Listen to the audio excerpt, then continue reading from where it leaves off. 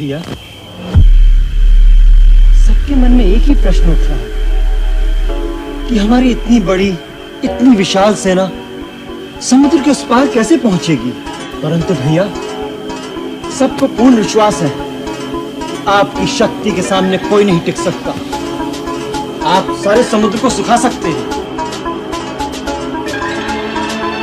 अवश्य सुखा सकता हूं, परंतु लक्ष्मण, मैं सोचता हूं यदि अनावश्यक बल प्रयोग के अतिरिक्त कोई और साधन मिल जाए तो अच्छा है।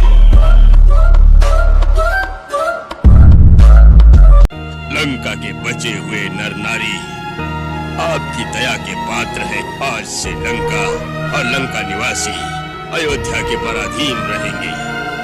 माल्यवान जी, ये धरती आपकी है और आपकी ही रहेगी। किसी की धरती पर बलपूर्वक अधिकार करने का न हमारा धर्म है, न हमारी नीति है। हम तो पापियों को दंड देने के लिए ही ये धनुष बाण धारण करते हैं। लंका वासियों को अपने अधीन करके परतंत्र बनाने और लंका का राज्य हड़प कर उस पर अपनी सत्ता जमाने के लिए हमने युद्ध नहीं किया। रावण के अधर्म, अनीति और अत्याचार के कारण बाध्य होकर हमें यह युद्ध करना पड़ा। लंका वासियों की है, उस पर लंका वासियों का ही आधिपत्य रहेगा, अयोध्या का नहीं।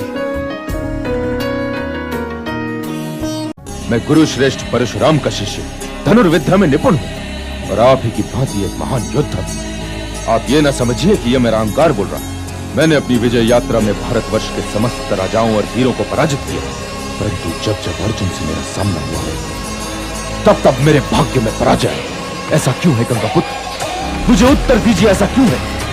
ऐसा इसलिए है कि तुम क्षत्रिय धर्म का पालन करते हो। तुम्हें धर्म का साथ देना चाहिए, जबकि तुम अधर्म के शिविर में बैठे हो। दुर्योधन अधर्म का प्रतीक है कर।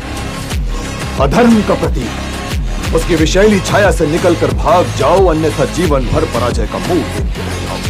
यह हमारी आंखों का सौभाग्य है कि वो ये दृश्य देख पा रही है। कृष्ण जैसा सारथी और अर्जुन जैसा महारथी, ये हमारे कर्णों का दुर्भाग्य है पुत्र कि हमें उस वार्तालाप का एक शब्द भी सुनाई नहीं दे रहा।